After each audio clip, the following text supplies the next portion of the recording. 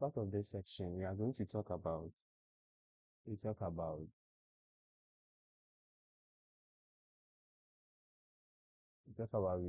walls.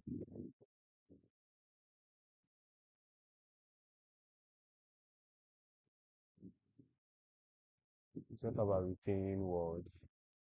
Then we'll move on to lateral earth pressure.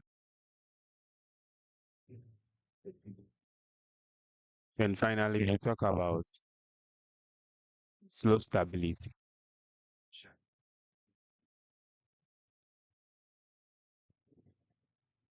I'm not going to waste so much time because some of this we've already made videos on them, so you can access them via the YouTube link. So now let's start with retaining walls.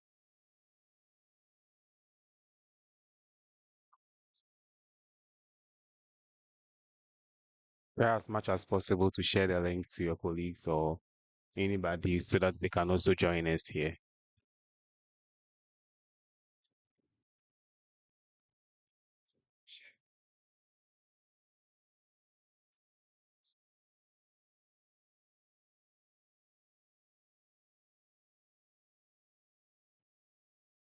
So first of all, what are retaining walls? When we talk about retaining walls, we are simply talking about structures that are able to retain vertical or near vertical earth banks, or that's what we call soil or other material. Retaining walls they are constructed such that we'll be able to retain materials, and these materials are usually what? Soil. So it's either we are retaining the materials vertically or horizontally. So let's say we have a heap of we have a heap of soil over here. Let's say we have a heap of soil here. Retaining walls are basically constructed in order to retain this wall. So let's say we construct a retaining wall over here in order to retain this heap of soil. Now there are several types of retaining walls which we are not going to talk about. There are several types of retaining walls and there are several uses of retaining walls. So the types of retaining walls, let's look at some of the types. The types of retaining walls, we have the gravity retaining wall, the semi-gravity retaining wall. We have the cantilever retaining wall. We have the counterfort retaining wall, and also we have the buttress. Then there is one last retaining wall where I find so much interest in, which is the MSE, known as the mechanically stabilized retaining wall. So mechanically stabilized. So mechanically stabilized earth retaining wall. Now, let's talk about them briefly so that we can proceed. So when we talk about the gravity retaining wall, it simply relies on it. The gravity retaining wall relies on its weight.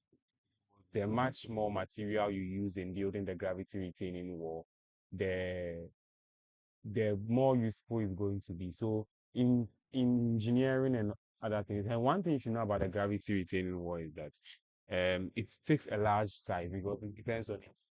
And if you want it to be more stabilized, you are going to use more materials in doing that. So the gravity retaining wall is simply represented by the symbol. So we simply do this to represent the gravity retaining wall. Now, the semi-gravity retaining wall is not different from the gravity retaining wall, just that it's much more smaller compared to the gravity retaining wall. So that's the difference between the gravity retaining wall and the semi-gravity retaining wall. The gravity retaining wall is much bigger than the semi-gravity. And now when you talk about the cantilever retaining wall, the cantilever retaining wall has, so we represent it either this way. The cantilever is being represented this way. So this a cantilever retaining wall. Yeah, This a this we can represent the cantilever retaining wall this way. Now, what you should know is that it is built with reinforced concrete shaped like an inverted T or L with a base slab and a thin stem. And usually it's efficient because of its height. So we can comparing the cantilever to the semi-gravity or the gravity retaining wall. The cantilever retaining wall can be constructed at higher height. Now the counterfort and the buttress retaining wall. These two are much more similar, just that the kind of force that exists between them differs and the position of, you see, one thing you should know about this two is that it has certain steel bars that aids the retaining wall in support. So that's where the difference between these two comes into play. So let's start with the counterpart retaining wall. When you talk about the counterpart, it consists of a triangular support known as counterpart that are positioned at the same side of the backfill. The counterpart supports the wall in the form of tension. Let's see if we can sketch the two. Right.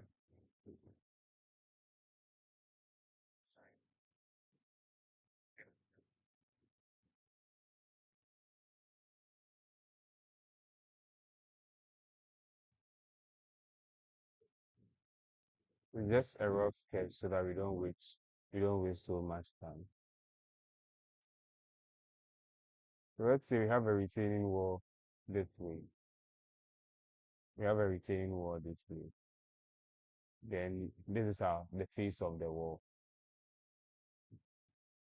The face of the wall. So now there are certain steel bars positioned to support.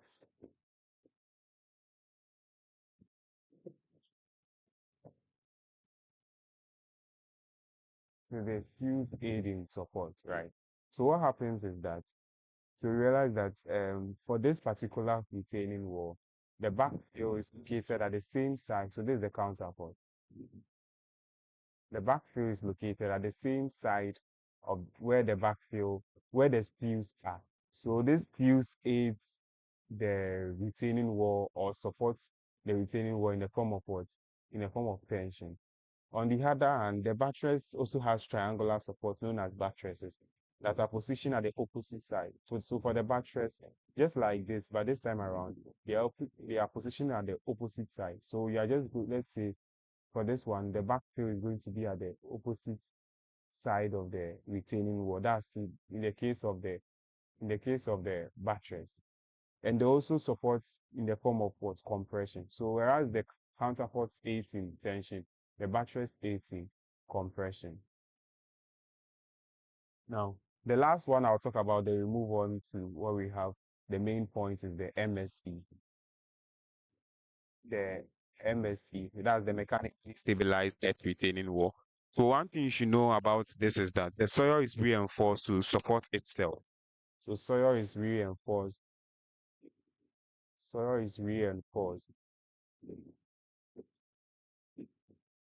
to support itself. The soil is reinforced to support itself. And you use layers like the geogrades. So use layers of geogrades or steel strips to compact soil with a fixing panel. Now the MSC is very economical for when you want to construct tall, let's say retaining walls of higher height. Now it's the geograde that prevents the failure. So let's say that in practical life, let's say that we have let's say a hill this way. Then we go on to cut this side. So let's say after cutting, we have something like this, right? Now we want to retain this heap of soil over here. So we put something we call a facing, if it's made of concrete. We put something we call a facing over here. Then we use geogrates together with the compaction of the soil to form this retaining wall. So first of all, we put, let's say, soil, we compact soil. Then we put on top of it, we put a geograde. Then we put another soil on top of the geograde, then we compact. Then again, we put a geograde, right? So this is basically how the MSC is being constructed. So this is a geograde, and we put another soil on it. So you should know that it's what we do over here, whatever we are doing over here, aids in the retaining of the soil and not the facing. So this is the facing, right?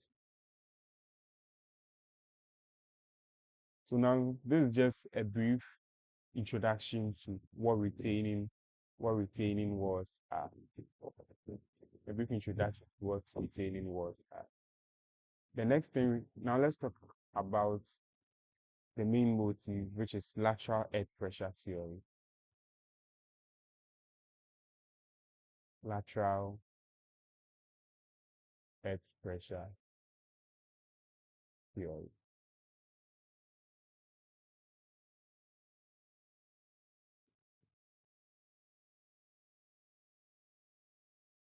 Lateral earth pressure theory. So now, lateral pressure from, so when we talk about lateral earth pressure theory, now let's take a scenario. So let's say we have, so we initially made mention that retaining wall, we are using retaining walls to, let's say, restrain soil from movements, right? Or yes. So now let's say that we have a heap of soil over here, right? Then we've constructed a retaining wall, let's say a cantilever retaining wall, cantilever retaining wall. So let's say we have a heap of soil, right? Constructed a like, so here's my soil, okay, or my backfill. Now, there is going to be a certain form of pressure that's going to be the soil is going to exert a certain form of pressure onto this retaining wall. This pressure is what we are calling the lateral earth pressure. So let's say when I take a small sample over here, right? There's going to be stresses, vertical stresses in here. And there's also going to be lateral stresses, or what we call horizontal stresses, acting on the retaining wall. So now our interest is on this horizontal stresses. That's what we call the lateral earth pressure theory. So the pressure theory, the pressure we are interested in is this lateral pressure. Now there are three main types of earth pressure theory where you should take note of. The first one being the Rankine's earth pressure theory. The Rankine's earth pressure theory. The Coulomb's earth pressure theory, and the log spiral. Rankine, Coulomb, and log spiral. These are three main earth pressure theories that exist. Although there may be more, but these are the most common ones. Now, let's come back to our diagram. Since we are saying that there's going to be a certain form of pressure, a lateral pressure being exerted on the wall, these lateral pressures comes with certain coefficients which we call the earth pressure coefficients. The earth pressure coefficient, right? So the lateral pressures are associated with certain coefficient. Now the coefficient exists in three forms. So earth pressure coefficient,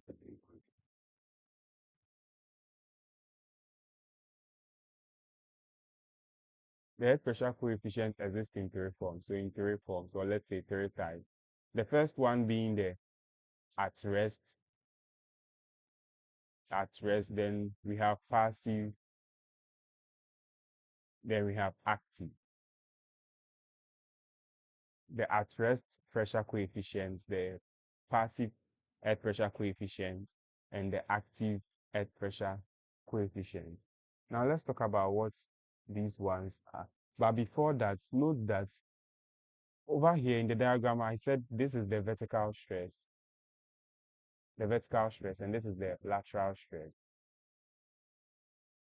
Now, and we also say that the earth pressure coefficient accompanies the lateral stress, meaning that we can write a mathematical formula to relate this vertical stress to the lateral stress. So note that the vertical stress, which is sigma naught, is equal to, or let's say, let's make it this way instead. The lateral stress, right, is equal to K multiplying the vertical stress. So this is the sigma naught is the vertical stress. This is the lateral stress.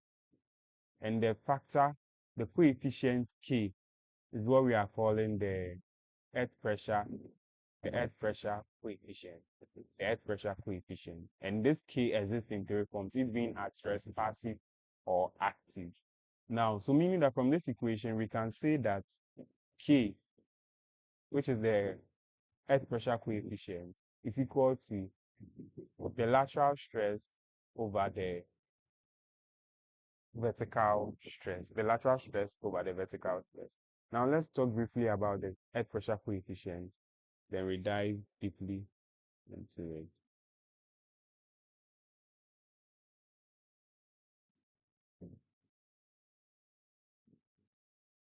So we start with at rest. Now the at rest pressure coefficient is represented by the at rest earth pressure coefficient is represented by K naught. Right? That rest earth pressure coefficient is represented by K naught. So let's just do this. So let me say at rest over here, passive and active.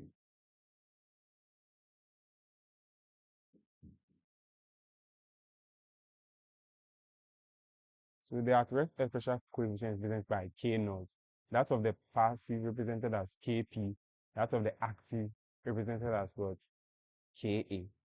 Now, when do we say that the pressure is at, let's say the coefficient is at rest, passive or active? Or what do we say that we have an active pressure, we have a passive pressure, or we have an active pressure?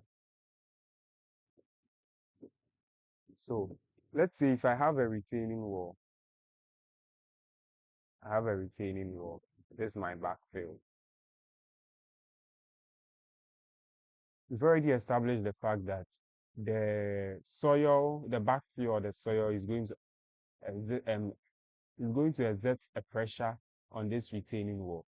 So if the pressure is capable of moving this retaining, or let's say initially, if the pressure being exerted is unable to move this retaining wall, then we say that the pressure over there is the at rest pressure, meaning that the coefficients we are going to have over there is the K naught, which is the at rest coefficient. So no movement. So under the at rest, there is no movement.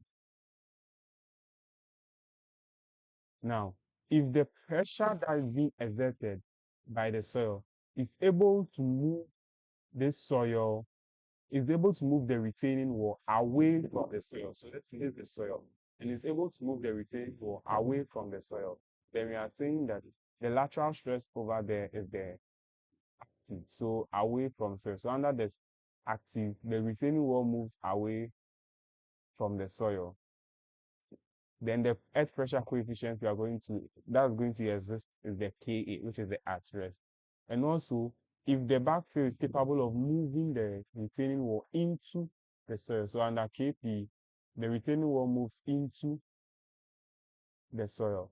So if it moves into the soil, then the lateral stress we are having over there is the passive lateral stress associated with an earth pressure coefficient Kp, which is the passive earth pressure coefficient.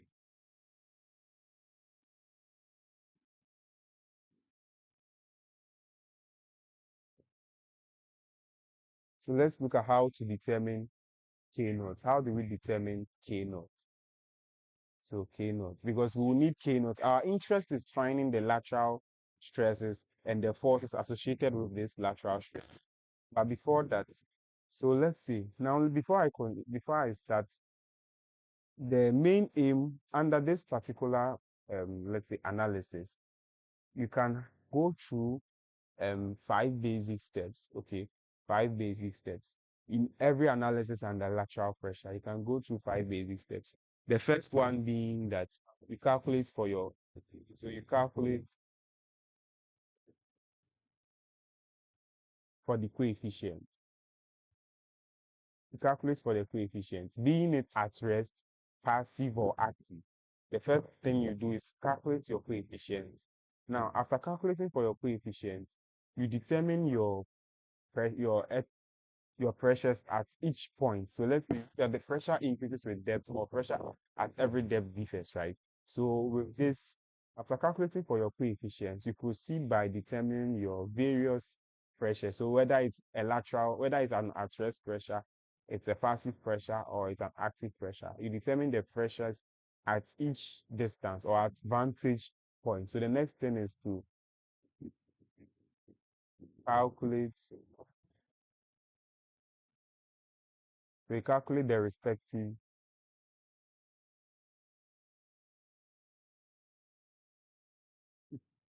we calculate the respective pressures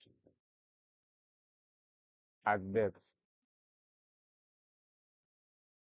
Now, the third thing is to draw your pressure diagram. So draw your pressure diagram.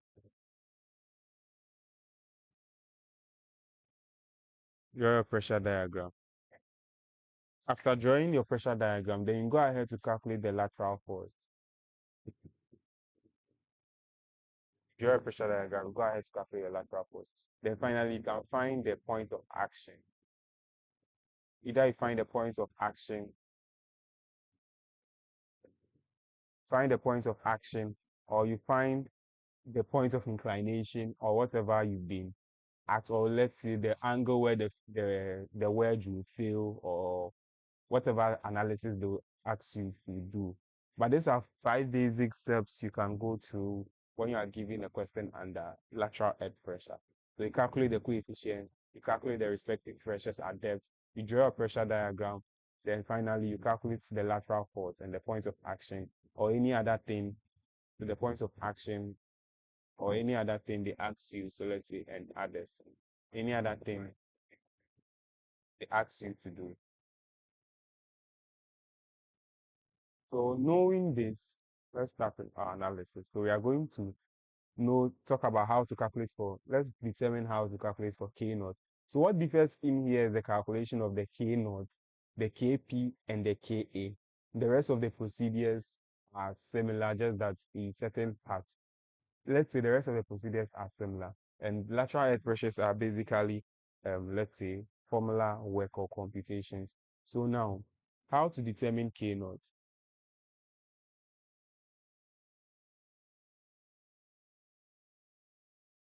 How to determine K naught. Mind you that, and note that I've already told you what to do when you are given a question on under this. The first thing is to calculate for your K. So whether you're calculating for K naught, KP, or KA.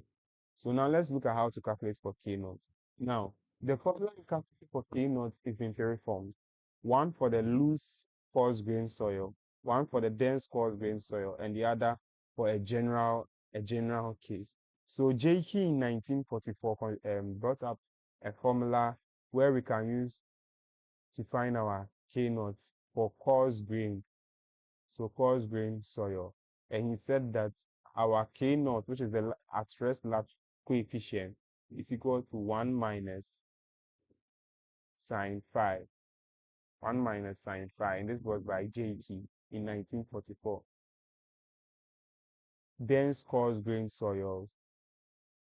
So when the soil is coarse grained and is dense, Sharif and Fang in 1984 also wrote give us another formula which says that we have what 1 minus sine phi plus gamma d over gamma d min minus 1 multiplying 5.5. So this is for dense coarse grain soil. And generally, we have another formula we can use generally for all this case. So K naught is simply 1 minus sine phi multiplying the OCR to the power sine phi. So OCR is simply the over consolidated ratio, just as was treated in soil mech 2. Then the phi, the phi you see over here, this phi is the angle of friction. Angle of friction. Gamma D being the dry unit weight. The dry unit weight. And so now K naught, in the general case, we can say that K naught depends on what? OCR. K naught depends on OCR. Don't be intimidated by the formulas over here. Just usually in computations, you have access to these formulas, but just know which of the formulas you are using. So am I using 1? Am I using 2? Am I using 3? Now, in order not to get confused, based on the parameters given in the question, you can know the type of K naughts to use at a particular point. So whether I'm using, so let's say in a question where I've been given only my angle of friction phi, I can't go ahead and use this. I'll have to use equation 1. In a question where I've been given an OCR and a phi, I can just go ahead and use question 2, equation 3. Don't say that I've been given, in a question where you've been given phi and OCR, don't go ahead and use just equation 1. Since OCR is present and phi is present, you use the general equation. And in other instances where you've been given the dry unit weight and the minimum dry unit weight as well, you go ahead and use equation 2. So it's up to you to know which equation you are using to calculate for your K naught. So this is how we calculate for the at rest pressure coefficient.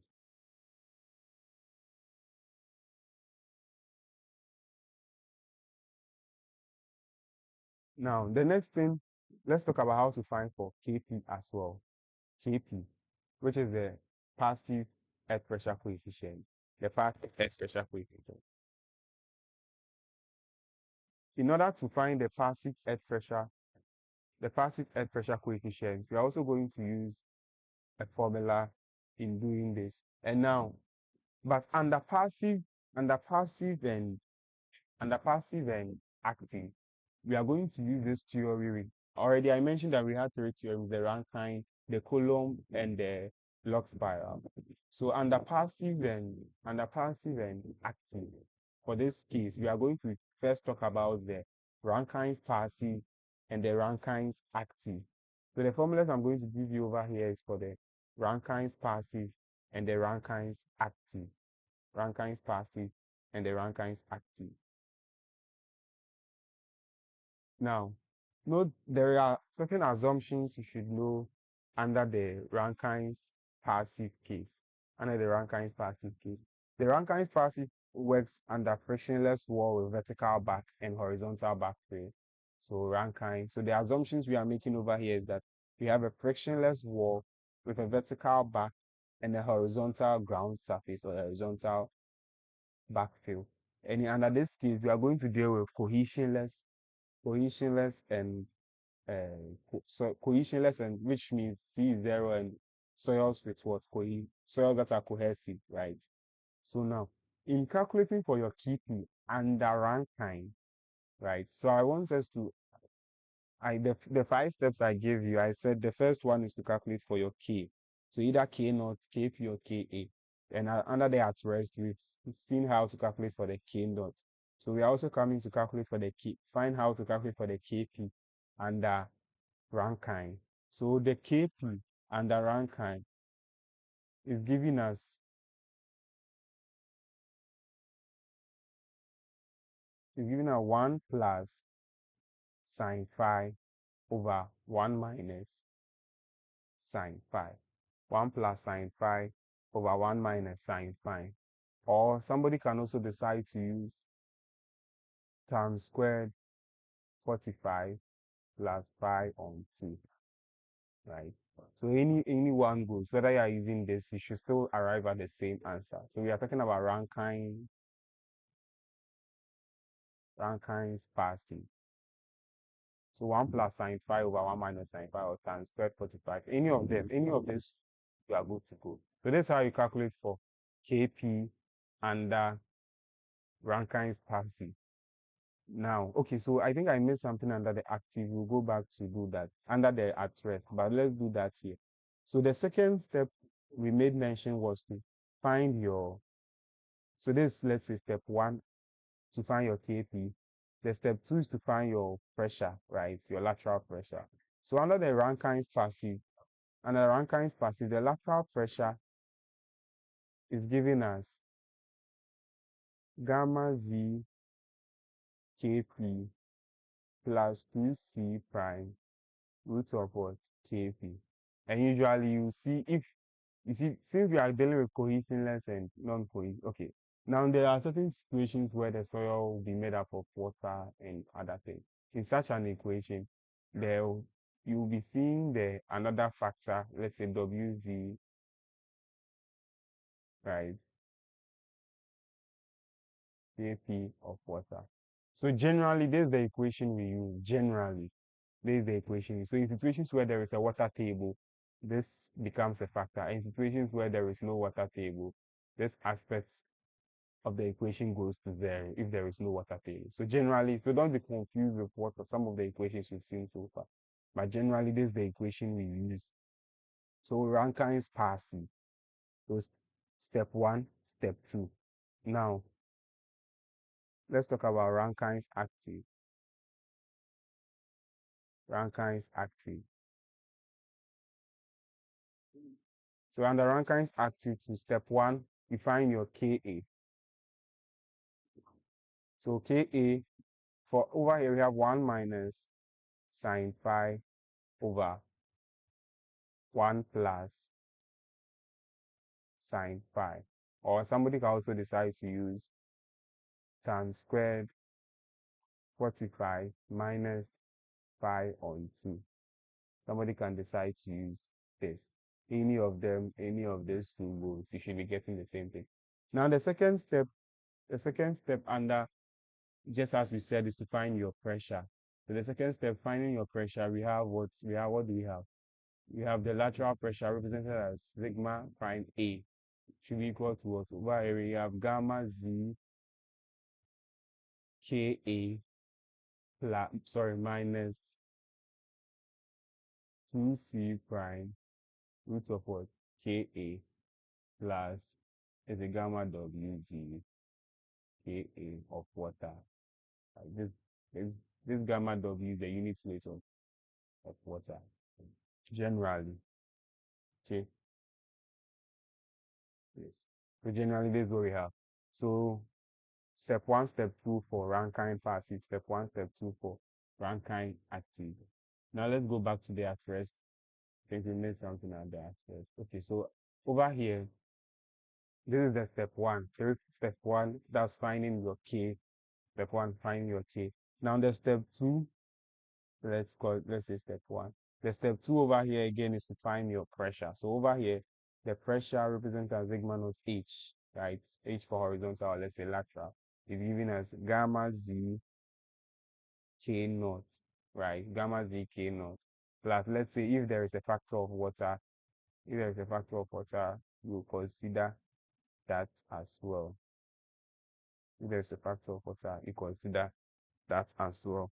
Now, before I continue, or before we take first steps to analyze, take note of this.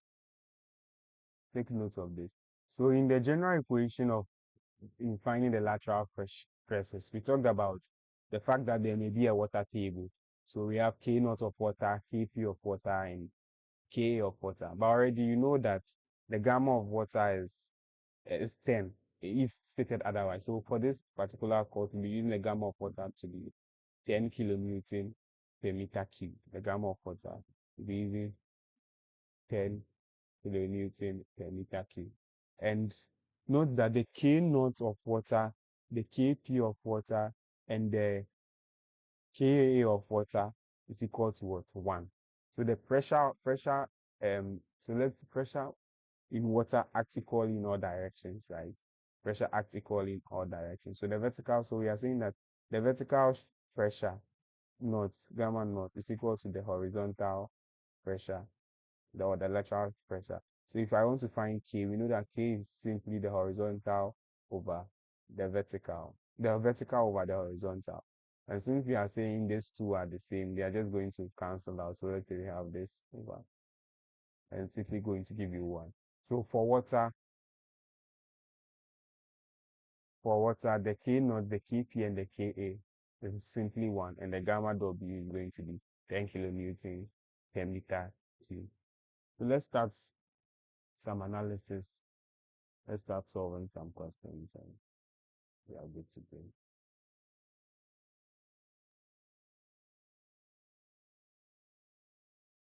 So the first question we are going to solve. So we are going to take a question under that question. With that question, we will solve Rankine's. We will start with the at rest, then we move on to solving Rankine's active, Rankine's passive. Then we proceed. Yeah, we proceed from there.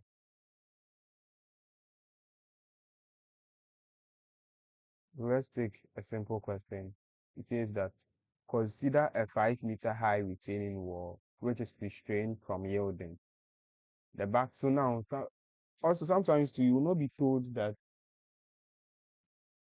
Sometimes too, you will not be told that you should, whether it's active, it's passive, or it's at rest. You should be able to determine whether it's active, it's passive, or that depends on you. So in so doing, we've already talked about what at rest means, passive means, and what active means. So when it's active, meaning that there is no, if it's at rest, meaning that there is no movement. If it's active, the retaining wall moves away from the soil. And when it's passive, the retaining wall moves into the soil. Sometimes the diagram will determine, the diagram will tell whether it's at rest, it's active, or it's passive. So let's say in certain cases where you have at rest, you could be having, so let's say I have a diagram, a retaining wall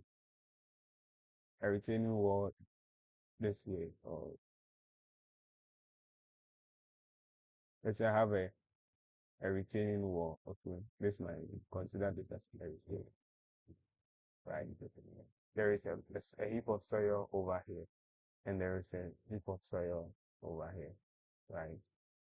This soil, let's say the soil over here will try and move this retaining wall away from it. So meaning that over here, there's going to be an active case. And since it's moving and the retaining wall will move into this soil, realize that over here it's moving away. Since it's moving away, it will try and enter into the soil. So over here, there's going to be passive. Okay. Another thing you should also know, there could be another scenario where we'll put a tie and an anchor here. There's going to be a heap of soil over there, tie and an this time I'm going to try to move push the retaining wall. You see, the soil is trying to move the retaining wall this way, and the tie and the anchor is also trying to move the retaining wall in this direction, right? So if it's trying to move the retaining wall in this direction, the retaining wall moves into the soil, and in such a scenario, we have a passive case. So let's take a simple question, then we can dive into. So consider a 5-meter high retaining wall. So let's say this is my retaining wall, a 5-meter high retaining wall, which is restrained from movement. So they say the retaining wall is restrained from movement. The moment you hear such a thing, meaning that you are dealing with what? At rest. You are dealing with at rest. The backfill is cohesionless with a coefficient of friction phi to be 35 degrees and a unit weight of 18 kilonewton per meter cube. Now we have to determine the at rest earth pressure per meter length of the wall. Then also we have to determine the lateral force per unit length of the wall.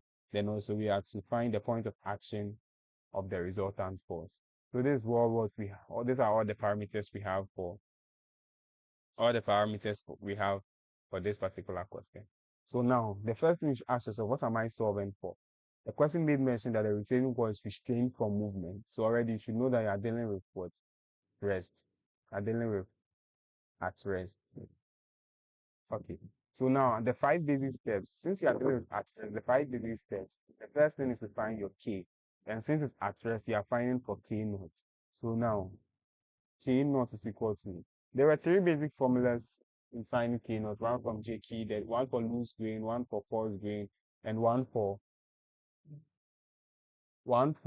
the general. But in this case, you realize that we're just giving your phi. So in so doing, which of the formulas which of the formulas are you going in for to find your k-naught? You have to simply go in for 1 minus sine phi. 1 minus sine phi. So you have 1 minus sine 35. And this will simply give you, so 1 minus sine 35, you are getting 0.4264. So K naught has no unit since it's just a vertical stress over a horizontal stress. So kilopascal over kilopascal cancels each other. So K has no unit. So this is the step one. The second thing you are supposed to do is to find your pressure at each depth. So let's say we have a distance of 5 meters. So you start by saying you have to find your pressure, and your pressure is given by the formula under at rest. We have gamma z what? K naught, gamma z K naught. So let's say gamma prime K naught plus gamma of water V K naught of water generally, right? So you start by saying that, so this is the formula I'm going to use. So at Z equals 0 meters, at Z equals, so you're going to find at for the routine. So you find at Z equals 0, then you find at Z equals 5. So at Z equals 0 meters, this is the formula I'm going to use to find the lateral pressure at that point, so the lateral stress at that point. So at Z equals 0 meters, our lateral stress is equal to what? What's our gamma over there? 18. What's our Z? Our Z is 0. What's our K naught? 0.4264 plus, what's our gamma of water? So I may mention our gamma of water is what? 10. Sorry. So yes. So when you are coming to this side, the gamma of water aspect, you check if there is a water table at the point where you are calculating. So you realize that over here, when I take at Z equals 0, there is no column of water above it. So meaning that this whole aspect goes to what? 0, right? At Z equals 0.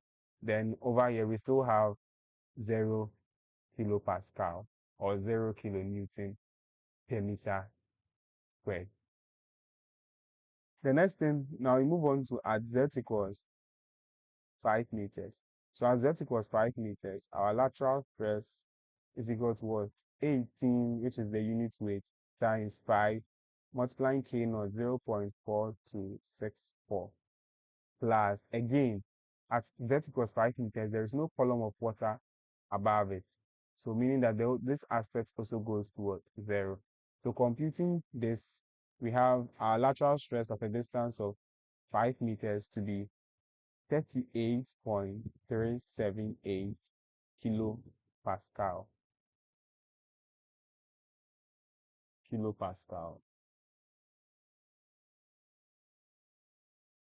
Right? Kilopascal, kilonewton per meter cube. So now we've gone through the 5 steps I gave you. We've done step 1, we've done step 2. The step 3 was to draw your pressure diagram, right? And in doing so, this is also not a difficult task. This is also not a difficult task. In drawing your pressure diagram, this is not a difficult task. Okay.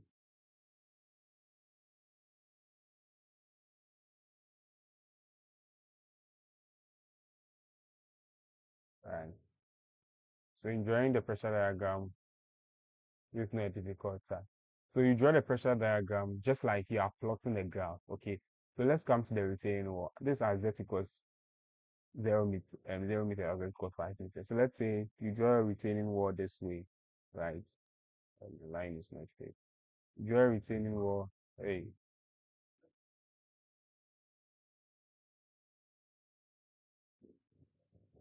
the retaining wall. Let's say this is my retaining wall. Okay. Now, as Z equals 0 meters, which is over here. So let's say from here to here was 5 meters. As Z equals 0 meters over here, what was my pressure over here? My pressure was 0. Okay, so here is 0. Then at z equals 5 meters, what's my pressure? 38.37. So if here is this line is 0, 38.37 increases to somewhere here about. Then you just drawing this by a line, right? So this is your pressure diagram. This is your pressure diagram. So the forces who act on the retaining wall this way, on the retaining wall this way. Good. So this is just a simple scenario. Now, the first question says determine the at rest earth pressure per meter length of the wall.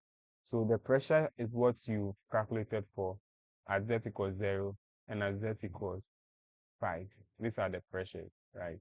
The second question says determine the resultant lateral force per unit length of the. Now, in finding the lateral force, the lateral force is simply the area of the pressure diagram. Area of pressure diagram.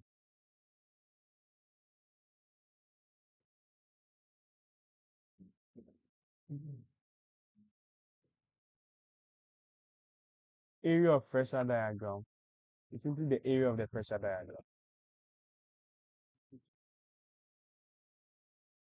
It's simply the area of the pressure diagram. Now, how do you find this area? So this is simply a triangle. So finding the area of the triangle gives you the lateral force, which we represent as P naught in this case, since we are dealing with at rest. So our P, so this is 38.378 kilopascal. So P naught, which is our force, is equal to the area, which is half times base times height, since we are dealing with a triangle. So half times base, the base being 30, 38.378 and a height of 5 meters. So we have 95.945 kilonewton per meter. Why are we are saying that this P naught is a force, right? This P naught is a force. But why do we have our answer in kilonewton per meter? So we have our answer in kilonewton per meter since we are calculating for 1 meter length of the retaining wall. So this retaining wall is a 3D structure. The width goes inside. So we have a certain width inside, right? So now let's say that in situations where you've been given the width of the retaining wall, you just multiply this your final answer by the width. Let's say you've been given a width of 5 meters. You multiply this 95.945 by 5, then finally your answer will be kilonewtons, just as we all know that that's the answer for a force, the unit for a force. So now the next thing you have to do was to calculate for the point of action of this force, the point of action of this force. Now, this force will act, so with respect to the point of action, we take reference to the base of the retaining. So let's say not there, yes, let's say not. With respect to the base of the retaining wall. The base of the retaining wall. So now, since this is just a simple diagram, the point of action of this structure will be the centroid with respect to the base of the retaining wall. So when you take these diagrams, you realize that this is the longest part of the triangle, and this is the shortest part of the triangle. So now the centroid of this, we have 1/3 of the height, and we have 2/3 of the height, right? So since we are taking respect to the base of this side, so we are going to take 1/3 of the height. So the point of action of the retaining wall, point of action, is simply 1/3 of the height. Then we have what 1/3 of 5, 1/3 of 5, which is beginning as 1.667 meters, 1.667 meters. So this is a simple question for a soil without a water table. A soil without a water table.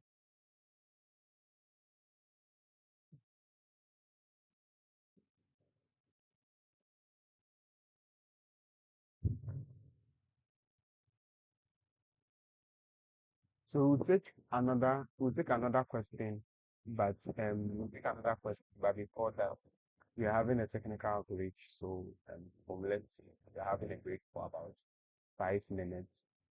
We'll resolve that, then we'll get back to you.